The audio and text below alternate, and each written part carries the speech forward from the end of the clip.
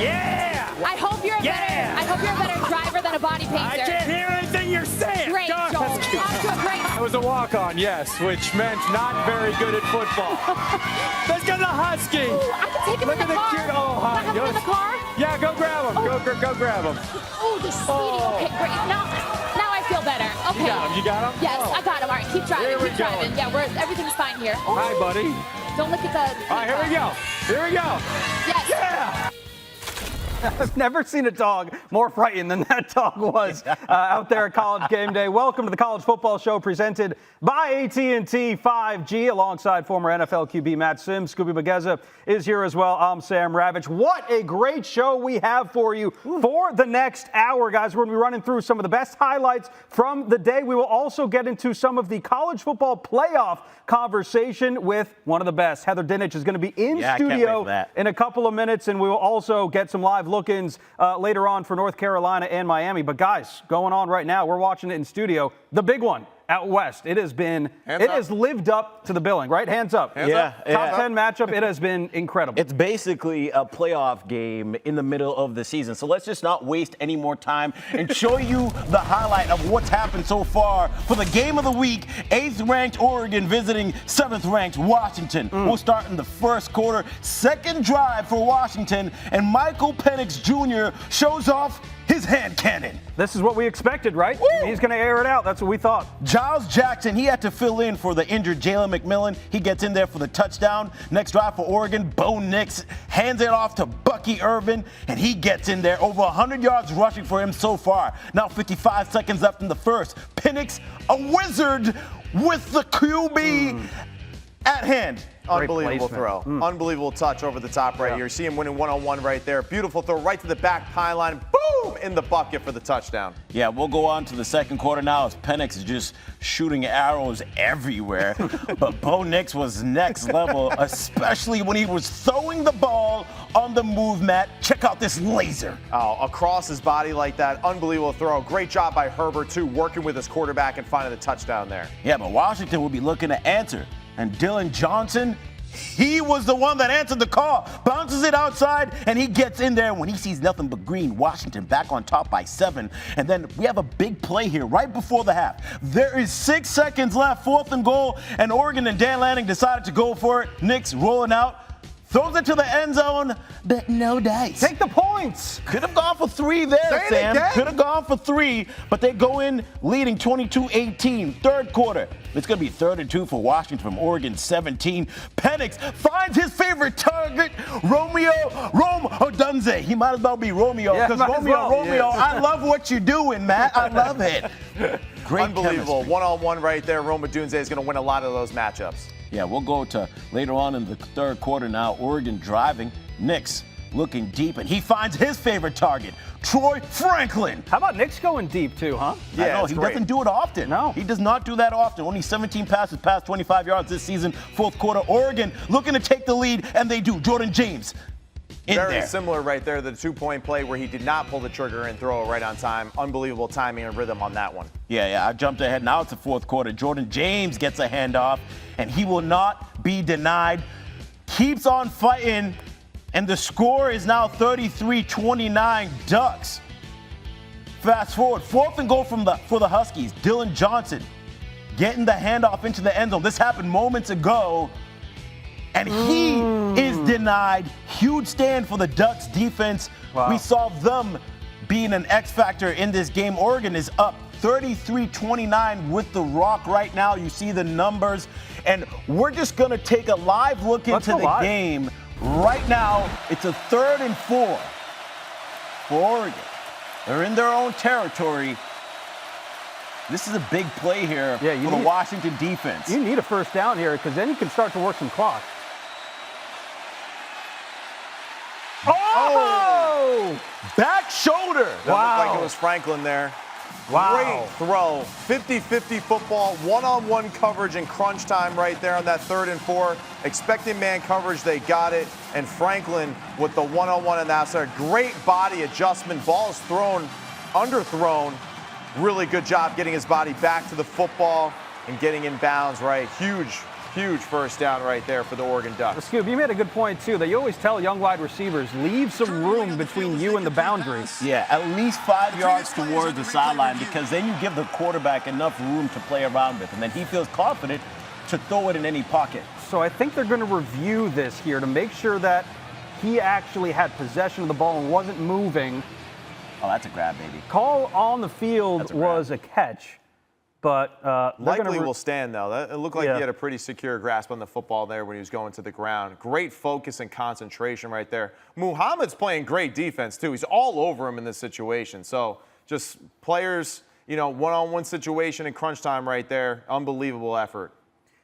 By the way, this was a top 10 matchup, obviously, between these two. The first time that they've met as in the top 10, meeting together. Yeah. It doesn't feel like the loser of this game is out of it. No, it definitely isn't. Yeah, so it was ruled incomplete on the field. Okay. We thought it was a catch when we saw it live, and we can't exactly hear what's going on with this right now. But Dan Lanning doesn't like it, I can tell you that. It's going to be changed here. It looked like it was a pretty secure catch to me, so it looks like it's going to be first down in Oregon. But this is definitely a situation, I think, for either one of these teams. You could potentially lose this football game and still have an opportunity to get into the college football playoff because this conference, this just shows you how deep this conference is. Yeah. Right? I mean, this has been an unbelievable game. We're so used to right now with just everyone talking about the SEC and the Big Ten. This performance right here shows you how legit both of these football teams are. The defense, the offense obviously speaks for itself, but there's been unbelievable defensive plays on this field, and it's been fun to watch. And I will also say this game is big for the Heisman race because there are so many eyes watching this game. Those Heisman voters are real people, and everybody in the country is watching this game, trying to see which quarterback outduels the other. And right now, both of them have been showing out, especially these wide receivers. We see the numbers right now for Troy Franklin, 7 receptions, 149 yards receiving. He has showed up, and so is Odunze. Right now, the game in the last 3-5 minutes is so clutch, and I'm so excited to see what happens at the end of regulation. Has it played out the way that you guys thought it would? I mean, have both teams played to their strengths, or have you noticed anything different? I would say the one thing that I've said that I like from what I've seen today for Washington is that they've actually been able to run the football. I think Dillon Johnson has done a phenomenal job of running tough, being physical between the tackles. Washington has been very one-dimensional through the air this entire season. So the fact that they were able to push the line of scrimmage to get some good running yards with Dillon Johnson, I think is something that they need to continue to develop as the season goes. I will say, just looking at, I'm surprised to see how well Oregon is dominating this game through the air and the ground. Yeah. The ground I expected. They have 185 yards rushing. Washington has 99, but Oregon is outperforming them in the passing game with 300 yards passing over Washington's 263. So Oregon is dominating as a complete team, which is what I thought. And we'll definitely be coming back to this highlight. For everybody out in the chat, we're keeping an eye out for everything that you say. So we'll come back to it and give you the result. Yeah, we Balanced play calling. We will. Yeah, We so will. Absolutely. We got a lot going on here. So there were obviously a lot of other games going on earlier today down in Tallytown. Florida State looking to start 6-0 for the first time since 2015. Early first quarter.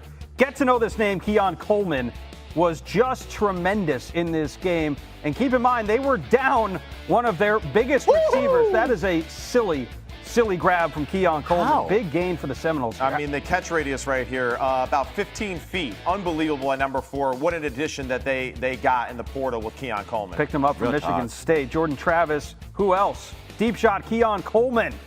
One-on-one situation. We've seen this numerous times throughout the year. We broke down a play earlier in the year versus Clemson. One-on-one situation, little double move, attacks the inside shoulder, then dips on the outside. Great throw, great play. Keon Coleman might be the best receiver in the country. No Johnny Wilson in this game for Florida State here. So 17-3 the score. This was tough right here. This is when Jordan Travis ended up getting hurt. Looks like his left shoulder. He could not move it going into halftime, as you see 15 seconds before the break. And he came back, of course, and he was doing his thing in the second half, Sam. Not the first time that we've seen him go out and then come back in. Calls his own number here, takes it into the end zone. Piling it on 24-3. Florida State looked really, really good here. And you see Lawrence Toafili here breaking through a couple of tackles.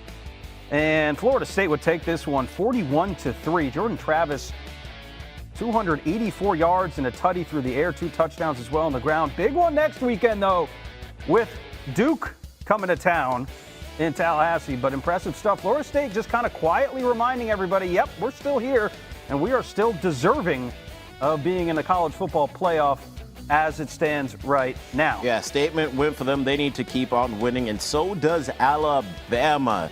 Alabama taking on Arkansas. And we want to see what Jalen Milroe could do. So in the first quarter, he goes deep and shows us why he's one of the elite deep ball throwers in the whole entire country. There's Find no Kobe defender Pretense near for a him. 79-yard touchdown. Bama takes the lead. Now we fast forward. They're up 8. Milroe still cooking like some bacon grease. And this store right here is just as good as a bacon, egg, and cheese sandwich. Hits Amari Nye back for the score. Alabama goes up 21-6, but then the Razorbacks start storming back. KJ Jefferson finds Rashad Dubinion in the corner of the end zone. They would add a 2-point conversion to make it a 3-point game. Don't let KJ get hot. Oh, he's a my very Lord. good football player. Now a little over 6 minutes left. Jefferson trying to make a play. And he's sacked by Dallas Turner, and they would punt and never get the ball back. Alabama wins at 24-21. Milroe would have a tale of 2 different halves, threw for over 200 in the first half, but would only have 19 yards and 2 completions in the second half. What did he do well, and what did he struggle with, Matt, from what you saw in this game? Yeah, just making the mundane throws. I mean, that's really like all the lower, like quick throwing, intermediate stuff. That's a lot of hard work right now for Alabama. And that's really concerning because as they continue to play the tougher opponents in their conference, you need to be able to stretch the field vertically down the field, but you also need to hit the short and intermediate stuff over the middle to the sideline. And he just hasn't been doing that extremely well. Credit to Arkansas on their defense today. They played extremely well. They got after the quarterback. They really did a great job of pressuring him. They didn't allow him to extend plays with his legs, but there was 5 drives to start the second half. They had 4 punts, 1 first down, and they had 1 field goal. So it's just not good enough for a team that's run by Nick Saban. I just think it's amazing what 1 month can do for a team, and at least how we view them. In 1 week, really. Right. Yeah. And it's just amazing, right? Immediately after the home loss to Texas in week 2, the wheels were coming off, right? Cracks in the foundation, every single verbiage that you have seen. And now Alabama leading the SEC West. Let's dip back into the game out in Seattle right now. Washington and Michael Penix, 1:48 left to go, down 33-29. So Washington just had a stop on 4th down, which was so huge. So they get the ball back here, and they were patting Michael Penix on the head. He was excited to just get another chance to get the boys back out there. So great ball here to get them in scoring territory. Right, so just Matty, check this out. Oh, my gosh. That's a great catch. Unbelievable catch right here. Take me into the mind of Michael Penix here because he's been in this situation before. He's got some timeouts. He's driving, but, take me into the mind of the QB right here. I mean, right now, you don't have to do anything crazy. You have 1:48 left. 1st and 10. You got all the time in the world right now. So you can throw passes over the middle. You can still be creative with your play calling and potentially run the football. You still want to be able to move with somewhat tempo after those runs. But really anything is possible here. Whoa! Unbelievable back shoulder throw. Timothy! Perfect placement right there to Rome Odunze. Wow. Look at the body control by Rome. First of all, the throw. I mean, this is pinpoint accurate. Right now, every NFL scout is writing down baller. All 32 of them that are in attendance. All 32, and some of them got double there. I don't know. We don't need the double eyes, right? We know that this dude's a player. Fantastic one-on-one situation. My gosh. And that's what they have. That's the chemistry between the two, right? Penix knew exactly where to throw this. And it was good defense. He was there, but sometimes there's just better offense. It was great coverage, really good. We saw that multiple times throughout this game. It's phenomenal coverage, but the accuracy of these quarterbacks, the trust in their receivers, the ability to move and adjust to footballs is so impressive. This is so fun. It really is. Here, let's show this real quick on the jib. Get the angle of the TV over here. Look at this. The jib. Yeah, you saw me. I hesitated. I got you. Man-to-man coverage, back shoulder throw. Look at that. Wow. He was draped on him. pirouette right there One midair. of the few places that the ball could go. That is an unbelievable throw.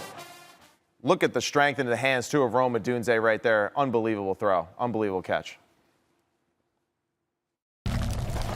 Little Pac-12 after dark over there in Boulder. Deion doesn't like playing at night. Travis Hunter back in action after missing 3 weeks. We pick it up here. Colorado leading 7-0 in the first. There's Shador finding Travis Hunter with a spin and finding the end zone. My, oh my. Great to see him back in action, too, after missing those 3 weeks. This is pretty sick. Oh, man, that is unbelievable. I don't know how you can coach that, man. You either have it or you don't, and the guy trying to tackle him didn't.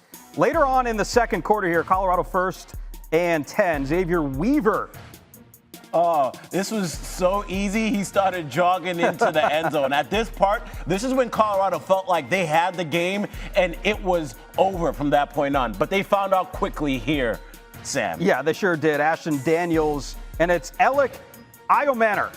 Iomanner right there, backside slant right there, one-on-one coverage, broke down the cornerback in that one-on-one, and then took it to the house. You see the speed and the strength this guy had. He displayed that routinely in this game.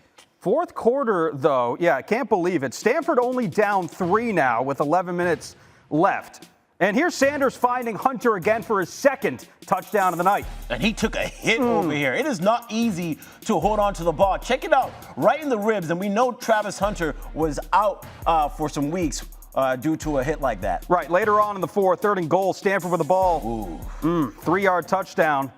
Stanford cuts it right back to 3, though.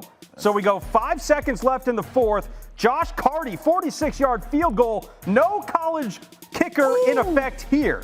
After being down 29-0, we're tied at 36, and it's 2 o'clock in the morning. I'm upset. I got to be honest, I went to bed at halftime, like a lot of America, I think. But I went to bed. Shador here, we got second overtime. He said after the game, probably shouldn't have thrown this up there, Matt. Yeah, I mean, it's safe to say that. In that situation, live to play another down, throw the football away, kick the field goal, or come back with another play to score for the touchdown. Give me more Carty. Stanford and Carty kick it through. And the improbable upset. Stanford steals one away on the road, 46-43. It was the largest halftime deficit overcome to win a game in Pac-12 history. The man himself, head coach Deion Sanders, had a big question to ask of his team after the game. What I just said in the locker room to the team is they got to make up in their mind, are they in love with this game or are they in like with it? Because when you love something, you give to it unconditionally. You give everything you got. Without a shadow of a doubt, I am truly 100% in love with this thing. And I just want people to match me. Just match my passion, match my heart, match my love, match my consistency, just match my mannerisms, just match every darn thing I give to this game. So not a lot to ask for, right? I mean, you just got to love the game. But I don't know. Does this say more about Colorado's defense or Stanford's offense in this game? Because it was like literally a tale of two halves. Both can be true in this situation because Ashton Davis played phenomenal in this game. He played phenomenal in the second half. And we saw Iomanner in the way that he was able to win multiple one-on-one situations against their best defender in Travis Hunter. So really, both statements are true. The thing that Deion, I think, is alluding to in this is that where is the effort? Like here on this play, where is the effort? I don't see dudes straining to make the play here, you know, to stop the touchdown from happening. I see a lot of players that are just kind of like, someone else will make the play for me. And if you're going to be a really good football team, it doesn't matter how talented you are, right? This is supposed to be the talent of their team, the skill group, the secondary, the athletic part of their game. Didn't see those guys straining to the very end in this situation. Yeah, Alec Iomanner was absolutely man amongst boys. Coming into this game, he only had 207 career yards, and he finished with 294 in this game. It kind of reminded me of NFL Street. Anyone ever played that back in the day on PS2? When the player has game breaker, he is unstoppable. No matter what, a play is going to be made. And that was Iomanner last night. And Colorado went into halftime feeling complacent. Deion said he felt complacency throughout the team, and he didn't like how he felt going into halftime. And it was almost like Colorado has never been in this position before. They were arguing on the sideline. There were some dumb penalties from the coaching staff. You're up 29-0. You should be playing like you're up 29-0, like it should be 0-0, but not playing like it is 29-0. Can't blame Shador here for this game, right? I mean, he threw for 400 yards, 5 touchdowns. Right? I mean, he did everything he could do. It's just this defense is so bad. Yeah, unfortunately for him in the situation of playing great quarterback, it really only matters how you finish the game and the last play of the game. And he did make the one play, that was there not to be made. Throw the football away, live to play another down. All credit to Stanford and how they played this game. We're always highlighting Colorado because they've been exciting this year, and absolutely so. But the roles were reversed in this situation. Stanford played how Colorado has played, as almost that underdog that's trying to prove something. Colorado, like you're saying, Scoop, I felt like they were a little uncomfortable being in that control position, right? And then got complacent, like you said. The bickering on the sideline, that's just immaturity. That's really all that is. And that's something that when your coach is talking to you and he's trying to correct you and make you a better football player, take the coaching, move on, and try to improve. Don't fight with them on the field. That's not the time for it. The time for that is later after you're watching film and kind of breaking down everything. So that's a little bit of an immaturity for their team, and that's something for them to learn. So it was great to see Travis Hunter back out on the field last night. And who knows? I mean, if he just decides to come back, he may well be in the Heisman conversation just because of what he can do on both sides. And that got us thinking, well, this is traditionally a quarterback award, but we're going to show some love to some of the other guys, right? Let's do it. Who maybe don't play the quarterback spot, but have really kind of, impressed, right? Absolutely. So let's go up to the touchscreen, and we're going to give some love to some of the other guys. You see some of the names here. Matt and Scoob, you guys are going to both pick 2. I'll pick 1. So, Matt, why don't we get it started with you? Give me somebody you think has proven to be in the Heisman conversation as the lights now come on. I need light. I need light for this segment. All right, the first guy that I'm going to mention here, all right, South Alabama football player, plays in the Sun Belt Conference, plays for a team right now that is 3-3. But Colin Lacey, though, you put on the tape, you watch this guy, what he does. Where do you want him? Let's go ahead and just put him at number 5 for right now, and then we'll see where everything goes. But this dude is an absolute dynamic playmaker. He can catch footballs vertically down the field. He breaks people down in short spaces, too. This guy's averaging 100 yards per game. An absolute diamond receiver right now. All right, good stuff there. Scoob, give me 1. All right, this guy, I've been raving about him all season. Luther Burden from Missouri. Yeah. I'm going to go ahead and put him at the number 2 spot. Right now, he leads the entire country in receiving yards per game. A former basketball player who has really showed us what he can do when he has the ball in his hands. He's drawn comparisons to Debo Samuel. Impressive. Every single time he gets a chance to go on the field, he dominates. 5 straight games with 100 yards receiving. So we're going to put him here at 2. Maddie, who do you got for your second non-quarterback that should win a Heisman? All right, here we go. We're going with Muhammad Kamara. All right, boys from Newark, New Jersey. Shout out to New Jersey, baby. All right, and this guy right now, 9.5 sacks in the season. He's got 23 total tackles on the year. This dude is a sack machine, 6'1", 250. We saw him highlighted in this Colorado game, how he was able to push the offensive line consistently here. Yeah. This dude is a really good football player, has a chance to play on Sundays. Disruptive. That would be the one word I describe Kamara as. Scoob, who's your second choice here? Well, I'm going to go ahead and put Brooks at the number 4 spot. I might move him up. I don't know. You can mix it around. But he leads all Power 5 running backs in rushing yards per game. The streak that he's been on has been absolutely mind-blowing. 129 yards last week, over 200 yards a week before, over 115 yards a week before that again. Brooks is one of the main reasons why Texas has found success with Quinn Ewers. And for any quarterback, when you have a running back that dominates, getting 6.7 yards per carry, it helps everything become easier. Sure does. Definitely. I'm going to go with this guy right here. And he is the guy that has the shortest odds to win the Heisman right now that is not named a quarterback. So these are the 1 through 5 here. Are we good with this order? Or are we shifting them around? I actually kind of like the way that we played out here right now. I mean, this is really good. We showed a lot of love to different positions, right? Which is most importantly, we got the one defensive guy out there, guys. You guys were lazy. You went with the offensive players. But I really like our list. All 5 guys right here are phenomenal football players in the college football level Well, right if now. you don't know, now you know. All these dudes are fire. So for the first time this season, we are all in agreement, so we will keep it that way. Yeah, for your sake. Yeah. All right, it has gone final in Washington, but Dan Lanning's going to have some questions to answer here. 4th and 3. Oregon is up. What are we doing? And you're going for it. This is not the first time they have failed on 4th down. Oh, my Lord. So turnover on downs. Washington gets the ball back, and you give it to one of the best quarterbacks in the entire country. But here is where it came down to. Can we go to overtime? The kick is up. Wide right. Oh, no. Washington holds on and wins at home 36-33 is your final. Michael Penix Jr. celebrating. Guys, I mean, look, this was an incredible atmosphere. The game lived up to the billing. It was great on both sides. Both teams played to their strengths. But man, Dan Lanning's going to have to answer some tough questions here, Matty. I mean, there were a couple of play calls there that. See how I'm sitting up in my chair? Yeah.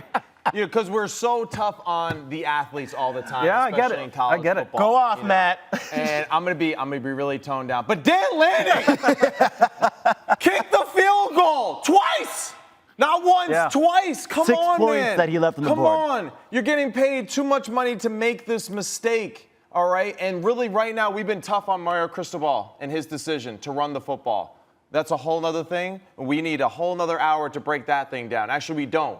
Take a knee. All right. But in this situation, Dan Lanning, really, unfortunately, you're the reason why you lost this game in this situation. You outcoached yourself in these key situations. Kick the field goal at half, all right? Go down 3. Kick the field goal when it's, again, another 4th situation on the goal line. Yeah. And right now, Washington would have been played to actually, retake the lead or potentially tie it late in the game rather than going ahead and winning. I don't know that Oregon lost this game or gave it away. I mean, you got to give credit to Washington, what Michael Penix did, because No, Oregon didn't give it away. Dan Lanning did. Oregon played great. So Oregon was 0 for 3 on 4th down. Yeah. And every single one of those 4th down attempts were key towards the game. One was right before the half. The second one was coming out of the half where they were in the red zone. That's 2 that they lost. The third one was the one that we just showed you on camera. 3 4th down conversions, 6 points. And then when you talk about the 4th down conversion at the end of the game that ended up giving up the touchdown, we're looking at 13 points that Dan Lanning gave towards the other team by simply not bringing out the special teams unit to do what you practice for them to do. You did a great job on 3rd down. You did a great job during the game, but just look at it over here. I mean, You're up. This one's really easy too. You're at midfield, punt the football, make Washington's offense march 80, 90 yards down the field to take the lead. The final score of this game realistically should have been 39-36 in Oregon's favor if you kick the 2 field goals and at what are, to me, just obvious situations, because you can't win the game at the end of the second quarter. So why are we trying to go for a touchdown in this situation? Kick the field goal, allow your kicker to get a good experience too in a big situation too, an easy chip shot, but also momentum for your team going into halftime. And it just kind of kept bleeding into the situation of like, well, now we have to go for it again. We have to go for it again. Yeah, because we're going for it prematurely when we don't have to. And just shout out to the YouTube chat, because I'm looking at what they're saying, and someone goes, I didn't know Brandon Staley was the coach of the Ducks. So, dude, that was Brandon Staley catching strays out of nowhere from our YouTube chat. Unnecessary, but kind of funny. That was well done by the Fresh Express.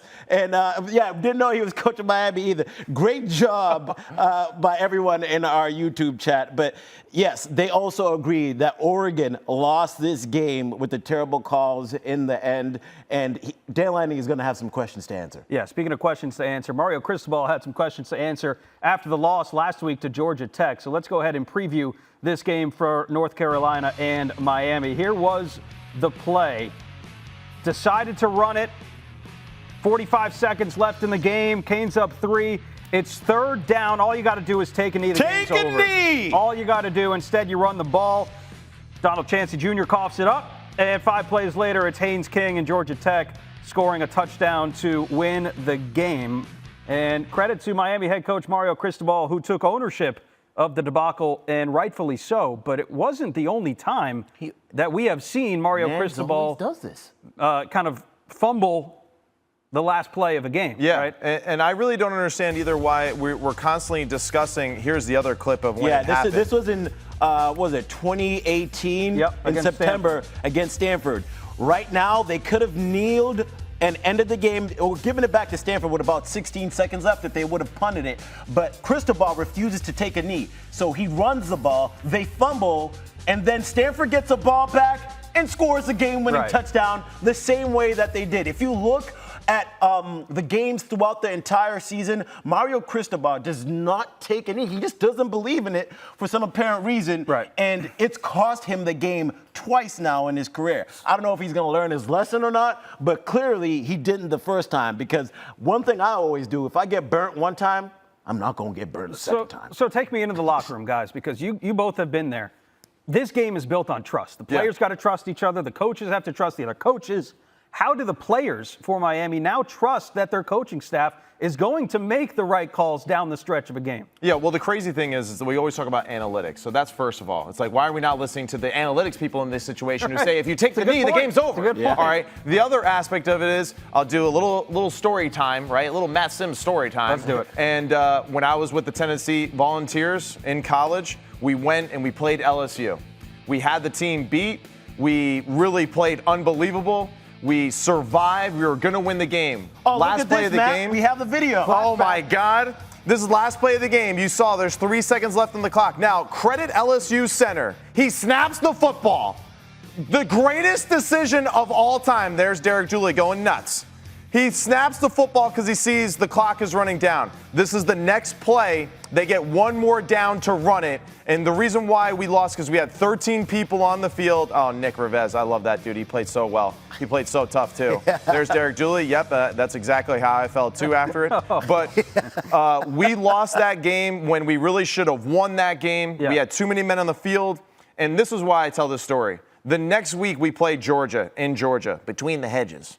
And we were in the game. It was a close game. It really wasn't like that out of our hands at the moment at halftime.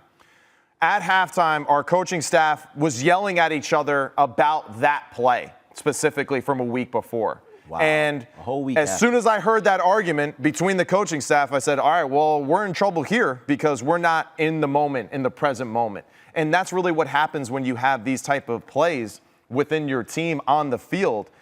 Coaches are victim to this just as much as players. They hold these grudges with each other just as much as players do with each other. So that's the key for Mario Cristobal. That's the key for Dan Lanning. Making sure that the coaches, the team, everyone is on the same page and understands why they did what they did, but also to make sure that they believe it. And it's going to be very difficult for Dan Lanning. It'll be tough for Mario Cristobal again, but we'll see how they respond tonight. Let's get those spirits up, Matty, too, because... Oh, thank you, man. I appreciate it, because I'm like almost crying again thinking about it, we're man. Gonna make It's so bad. We're going to make you real happy you, man. We because love you. look what the production staff dug up, Matty. How about this? Oh, yeah. You know what was funny about this situation?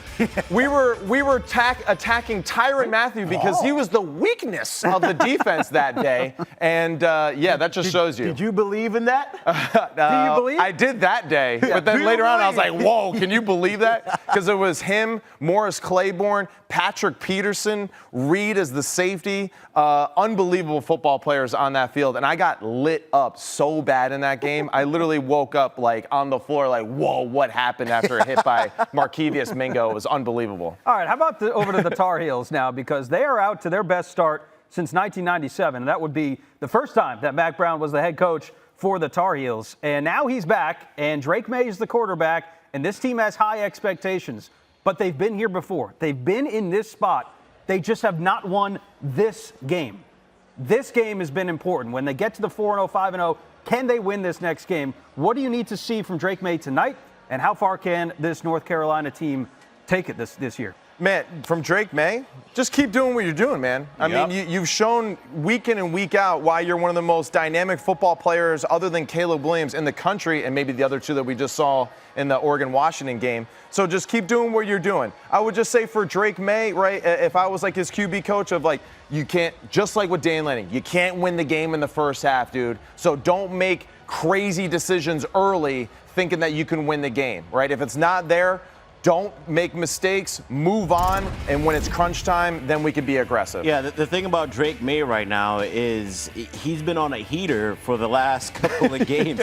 And you get your NFL wide receiver back last week in Tez Walker, a guy who can really change the way that this offense can attack different defenses. Now, I want to see Drake May still continue to take care of the football because he does have 2 games this season where he threw multiple interceptions. So just take care of the ball, keep doing what you're doing, and this UNC team really has potential to sneak into the playoff, if you ask me, the same way that TCU kind of did last year, because if they continue to win, get this win this week, and then you got Clemson, who I think is a lot better than the public perception gives them off to be, and then let's say you run into Florida State in that ACC championship game, you get that win, listen, the committee and everyone else is going to start talking about you more. And it's important for them to have a good performance in this situation, right? Because they're not going to be playing against a lot of high-profile, high-caliber teams that are ranked highly. So you really have to put on a show against Miami. And Miami, this is really their season. Their playoff college hopes right now are on the brink. So it's a must-win for both of these football teams to stay in that playoff picture. It's really more important, I think, for UNC to stay undefeated, to stay on the path that they need to, just because their strength of schedule may not be as tough as others. So let's go ahead and make some game picks. If you have picked with me the last 2 weeks, you have gone 0-4. So on a streak of, I would advise those to pick against what I pick. And in this first game, I'm picking Miami. Okay. I'm taking the Canes because I think they were so upset with how that game ended. Yeah. And look, they are out to prove something. Miami's only allowing 58 yards per game on the run, too, this year. They have one of the best rushing defenses in the entire country. Problem is, can they stop the pass? That's the biggest Problem question. is, North Carolina doesn't care about running it that well. I'll take a Miami scoop. Who do you got in this one? Well, Brandon Woods in the YouTube chat said May isn't being talked about enough for the Heisman, and I agree with you. Yeah. I'm going with North Carolina in this game. The debacle that Miami had last week, it's going to be hard for you to bounce back from that, and UNC is getting better with each week. They're going to keep the foot on the gas. Yeah, I'm going with North Carolina here. North Carolina, I think, is the better football team. They're playing really good defense. It's a little underrated of a defense. This will be their first real big test of the year. North Carolina is the better football team. Drake May, absolutely. This is a great Heisman-like performance against a quality team that he needs to put on display tonight. So you guys just picked against me. Right? Absolutely. That was the only, that's why we went through all of the analysis. No doubt. You feel me? Every analysis you could want, we went through it, but that was just for practice because they were What just is gonna wrong take with me and Scoob? whoever I took. So we also got a big one in South Bend today. USC is in town. I'm going to take the Trojans, even though they have not had success playing at Notre Dame the last decade. But I do think with their Heisman winning quarterback there, I will go with Caleb Williams and them to win it. Scoop, what do you got? You know what? I'm going to go ahead and do it. I'm going Notre Dame in this game. Audric Estime is going to run the ball well. Sam Hartman, it's about time for you to step it up. And I don't know. I just have that gut feeling, and I go what the gut tells me. Yeah, sure. Okay, USC, all right, because I'm sorry. Yes. After last week with Louisville, I can't believe in you, Notre Dame. So I'm going with USC, and it's really, I don't know what to say. You know, both teams are really bad, you know, at just winning in crunch situations right now. USC might be the worst undefeated team in the country. And, yeah, I'm going with Caleb Williams. I've dragged you down with me. No, don't worry. I'm lifting you up, my friend. All right, I got you. All right, let's check out some game-changing connections presented by AT&T 5G. And the showdown in Seattle absolutely lived up to the billing. And, Matt, let's start with 3 plays in the first half that were some game-changing connections. And we'll start with the front runner for Heisman and Michael Penix Jr. Yes, Mr. Penix Jr., the lefty, right? He's just throwing bows all over the place in this game. And right now, this is what we have. We have a 3-by-1 formation. Bunch over here. When we send this guy in motion, they're going to run a fake receiver screen over here to Rome Odunze. You're going to see the back end here communicate to make sure that they stop that play. What we're going to get for the full play breakdown here, though, we're going to get a post that occupies this quarter safety. We're going to get a widen post right here by Giles Jackson here. He's going to be our primary receiver. So the tight end is meant to occupy this safety right here. The widen post is going to make this defender get wider than normal and make an easier throwing lane for the quarterback. This motion to the screen is what's going to really allow this play to develop. So right here, quick pump to the receiver screen. Michael Penix immediately gets his eyes back, makes sure that safety holds with that inside post route, and then throws an absolute beautiful strike right over the top there to Giles Jackson for the touchdown, replacing McMillan there on the edge. So phenomenal start to the game here in this one. And you see right away, he's attacking this outside shoulder of the defender, making him turn and run. You see how he widens, he gains depth and width as he attacks the defender. Crosses face, turns on the burner, and with a perfect throw, indefensible. So 5 straight games with 300 or more passing yards for Michael Penix Jr. He has been tremendous. Yes, sir. There's another quarterback in this game who has also been great. He's leading the FBS in completion percentage at 80%. What do you see from him on this next play, Matty? And this is why this game is so fun to watch for guys like me who used to play quarterback, who never played it as well as these two guys. It's just unbelievable. So here, this is what we're going to get, a really simple concept, right? We're going to get basically like a cross concept. So we're going to get crosser, oh, I forgot the pen, man. I can't believe it. You've been on a streak. I know, unbelievable. So we're going to get a crosser and a crosser here. We're going to get an OTB right there, and then we're going to get a wheel route by the running back. The quarterback is supposed to read this wheel to this play side crosser to the OTB. All right, and this is what's great when you have just an awesome football player at quarterback. We get in that top of the drop. They covered the wheel by the running back extremely well. You see this shallow cross is covered as well. Keeps his eyes down the field, gets out of the pocket, does a great job of trying to get his body parallel to the line of scrimmage so he can see the field more clearly, and then throws an absolute rocket across his body. Now see how his body follows through? See how his whole chest is parallel to the line of scrimmage there? That's how he's able to throw this football so powerful across his body as the tight end works back across the field to his vision. That probably wasn't his first option. Can you take me through maybe his progressions of maybe his options here in this play? Because this was tremendous. No, the first option was the back, right out of the backfield. He's trying to put that on the money right away. The second one was that little shallow cross right in front of his face. The guy who ends up catching the football here, Herbert, he was actually just supposed to set the screen for that other receiver. So he sees Bo Nix get out of the pocket, and now he's going to work to get back into his vision because it's a broken play. So he does a great job of just keeping the play alive as long as he can. And you can see how Bo does a great job. Look at that ball all the way across like that. Beautiful throw. Look at this lane, too, that's created there for that touchdown. So awesome throw, great hustle, and finish on that play. Yeah, really impressive stuff from Bo Nix, who, again, has been so good and so solid with his completion percentage all year long. Yes, sir. There was a questionable call at the end of the first half that Dan Lanning made to go for it instead of take the points and take the field goal. Walk me through this here because you're down 4. Yeah, so you're down 4. And this is what I don't understand. You can't win the game in the second quarter, okay? Kick the field goal! Okay, but now we're breaking down this particular play, all right? So let's go through it. We have a sprint out concept here. It's a one-man route. We have a trips bunch over here to the boundary. We're basically going to run a fade and stop. So the receiver's goal is make the defender turn and run as much as possible in the end zone to play the fade throw, right? Because he doesn't know that it's actually a sprint out to him. His back is turned to the play. Then he is going to put the brakes on and go with full speed right back to the front pylon. In this situation right here, ball has to come out. Plant that right foot in the ground and rip it as hard as you can to that front pylon, especially with the fact that there's only 5 seconds left. He doesn't. He tries to extend the football play and make chicken salad out of chicken doo-doo, and he can't. Do you mind the play call?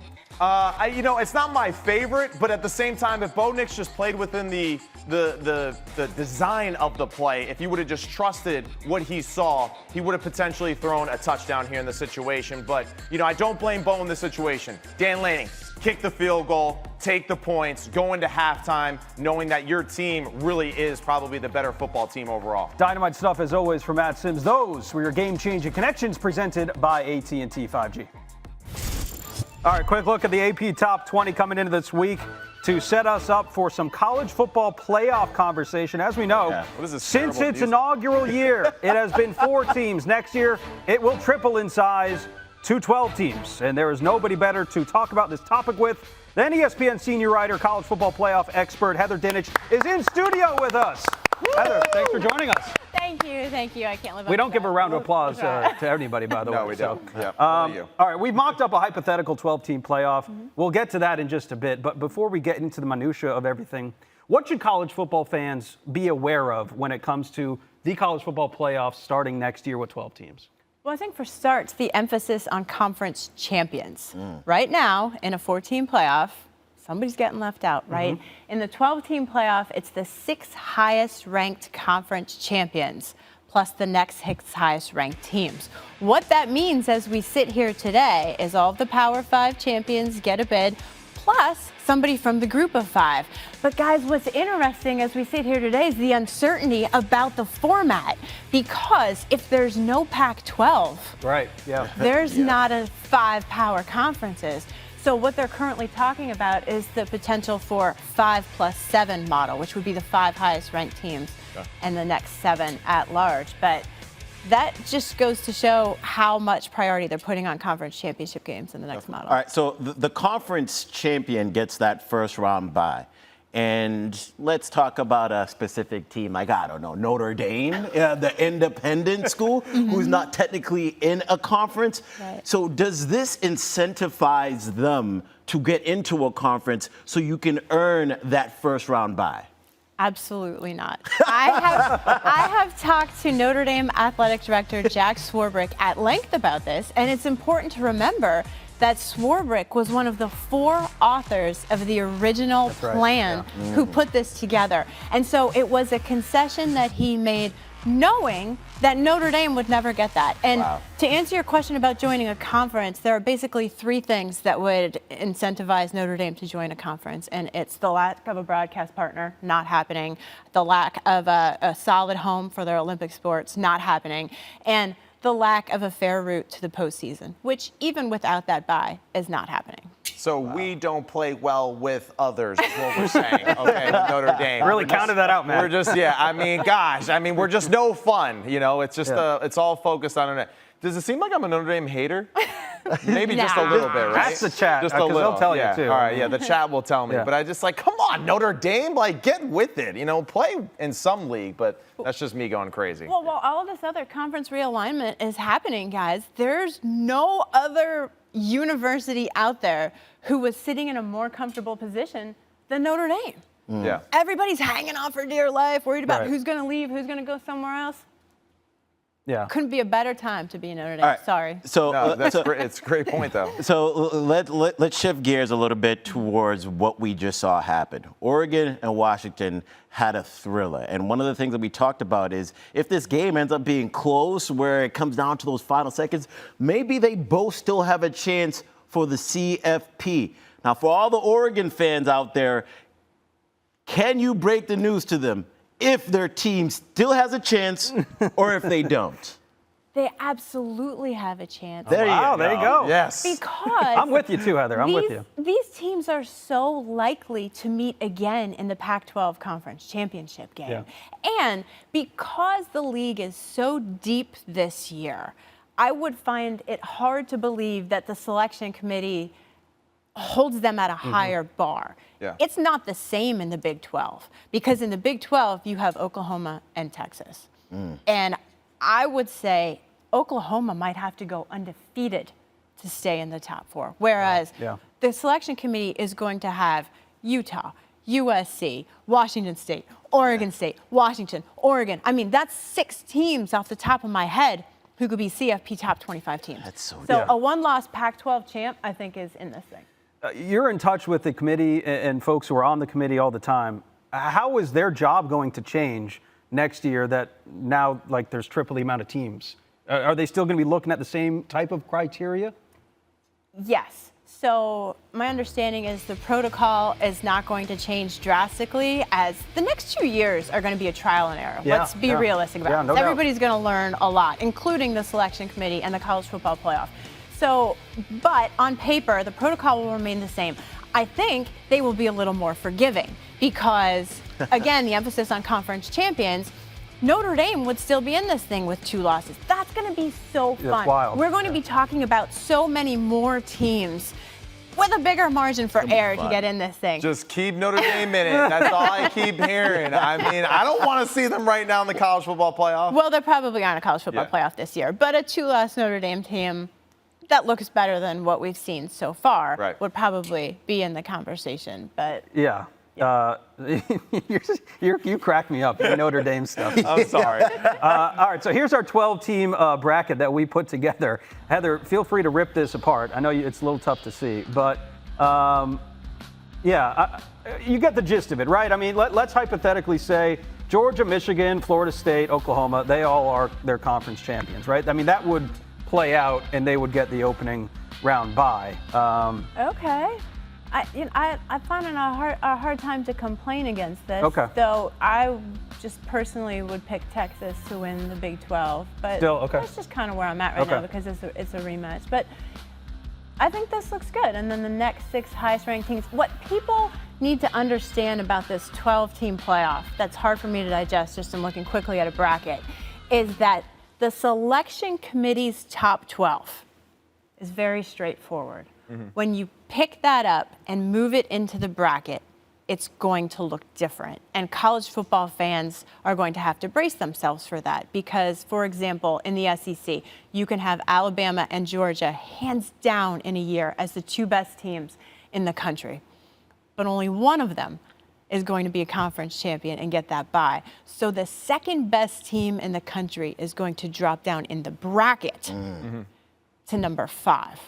If that makes sense. No, it so does. it's the seeding, right? In the seeding, right. But, and I find that interesting because I feel like we're at the end of the result for that, for college football fans. You're going to get matchups that you may have not seen very often in the history of college football, which I think will be fun as a fan, you know, in that situation. Look, here's my thing.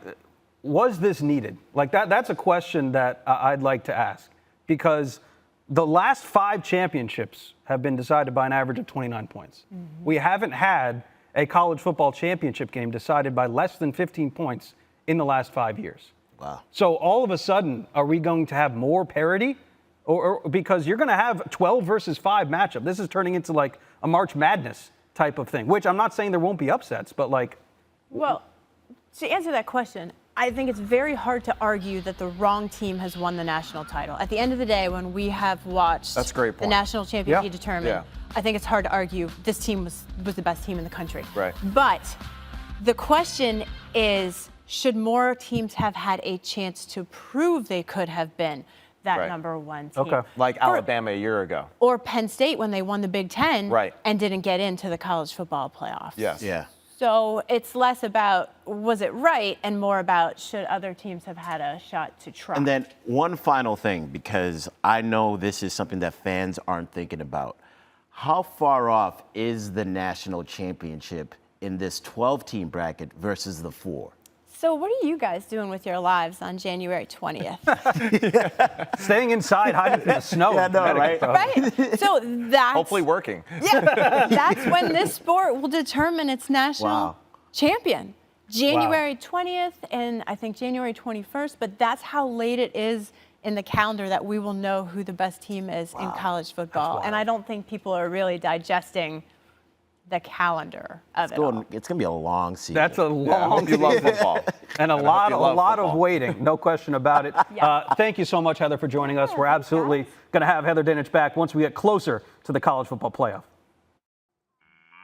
Time now for a segment we like to call Holy Cow. Woo! We got 5 plays for you, 5 of the best plays that we saw this week. Scuba Matt got the banjos going And here. we're standing up today, Yes. so we're bringing plenty of energy for this holy We're going to cow explore segment. the space. Explore the space. Now, there were a lot of great plays earlier today in the college world, but they also play football Friday nights too in high school, Yes. right? So Yes. that's where we're going to start. Down there in Georgia, we're guys. showing this? Take a look at this grab, Mr. Trajan Greco of Mill Creek High School. One-handed grab in the end zone for the score. That's how you do? Mr. Greco. Georgia Tech commit, so we know Brent Key is happy, but I don't know, we may want to open up that recruitment again. That's a pretty solid catch for Mr. Greco. No gloves, y'all. Yeah, no gloves. 2 feet down. Straight hands. You know, Holy cow. they can sling it down there in Georgia. Impressive play. stuff. I'm going to go 98. I think that grab deserves a 98. When we talk about one-hand grabs, I think I got one that can one-up you. You going to one-up? Literally one-up Okay, you. what do we got? Saw it What do we today got? with Florida State. Man, Keon Coleman is a bad man. Give me that. Now, we got gloves on that one, but it don't matter. He just snatched it. Holy cow. Those hands are rated E for everyone. One more time. Holy cow. I mean, Spider-Man right there, climbing ladder. Go Spidey web right there. Oh, spot on right there. What do you got, Scoob? What do you give it? I told you I'm going to one-up you, right? Yeah. You had a 98? 99. 99. Can we outdo it? Hey, Scoob's in a good mood. He's in a good mood. He is. He doesn't usually score that high. Tough grader for Scoop. Yes, Tough sir. grader. Can we outdo it, though? Because there was some pretty good football that Stanford played in the second half. Take a look at this. What a catch, Matty. I mean, how can I explain this other than just, it's just indefensible there, Coach.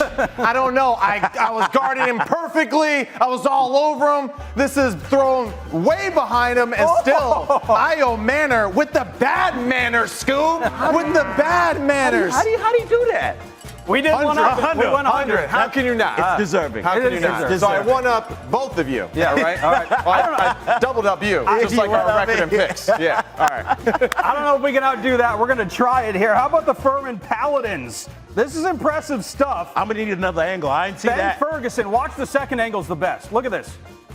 Oh, He's draped all over him. All right. That was like a tough rebound. You know what I mean? Like, just snatch that, too. It's not as pretty as Coleman. But Hey, Ben Ferguson and the Paladins have gotten it rolling. They're fourth in FCS right now. Great catch. This is an impressive catch. I don't know if I'm going to one-up you guys, but I think it's still a very respectable 90. I think that's fair. I think it's fair. It is fair. We'll give Fair that grade. to him. I'll accept that. Okay. But now let's bring back another team He'll accept it. that's been on the holy cow before. Graham Mertz throwing this to Khalil Jackson. Look at the concentration. This is not one-handed, but I respect the concentration while going to the floor to catch it two-handed. Ooh, look at that. I love the sacrifice of his body right there. Parallel to the ground when he made that Impressive. catch. It takes really a nice. lot of concentration to be able to make a catch like that and hit the ground and hold on to it. What are you going with for Two-handed deserves a 2 of some sort, so we're going to give it a 92. 92. Respectable. I'm happy. You're in a good mood Yes. today. So I'll accept it. yes, that's right. I'll He'll accept accept that. Yeah. He keeps receipts, all right? So be careful with that. All right, switching gears now to a segment that we will call Bruh, because sometimes there's just plays in college football that make you say, what, guys? Bruh! Yeah, that's right. Take a look here. This was crazy Thursday night. West Virginia ball down 22 seconds to go in the game. Hudson Clement. Oh, my. With the catch and the score for a touchdown. Mountaineers take a 4-point lead. Guys, the game's over here. The game's over, right? It's over, Coach. You would think so, right? Hold on, but Donovan Smith says hold the phone. Unsportsmanlike conduct, can't have it in that situation. He airs it out here on a Hail Mary pass. Clock's at 0. No way. No way. Oh, come on. Oh, my God. Oh, bruh. What are we doing, West Virginia? Oh my You God. did it to yourself. You did it to yourself, bruh. That's your own damn fault. That's all I got to say. So the Fighting Pat McAfees in West Virginia take the L there. That was some bruh type of stuff. It was. So speaking of bruh, Miami is going to try and erase the bruh play from the memory that they had last week that lost them the game. So they're trying to get ready for the big one tonight against the Tar Heels. All right, just getting underway.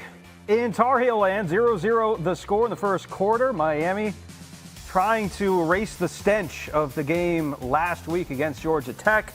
Didn't take a knee, as we have been documented, as it's been documented all week long. Here's a look at the upcoming schedule for the Tar Heels now. And look, you win this game, you got one ranked matchup remaining against Duke, but keep an eye out for that at Clemson game in November 2. I mean, dude, and this is why this game tonight is so huge. For them, and what Heather was speaking about as far as the college football playoff goes, because a win over a 25 team, a win over a 17th ranked team, there's not a lot of, bedazzling going on there for the committee. So they really have to win in an impressive way to help their hopes.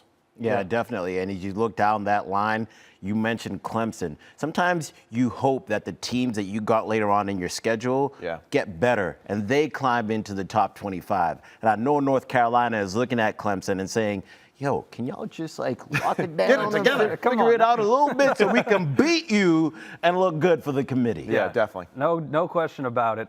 We are out of time here on the College Football Show, but stick around later on tonight. You can catch Skubie and I over on the wrap-up. That'll start at 11 o'clock Eastern Time. From Matt Sims, Skubie Mageza, Heather Dinich joining us in studio. I'm Sam Ravech. Thanks again for watching the College Football Show presented by AT&T 5G. We'll see you in Week 8, everybody. Toodles.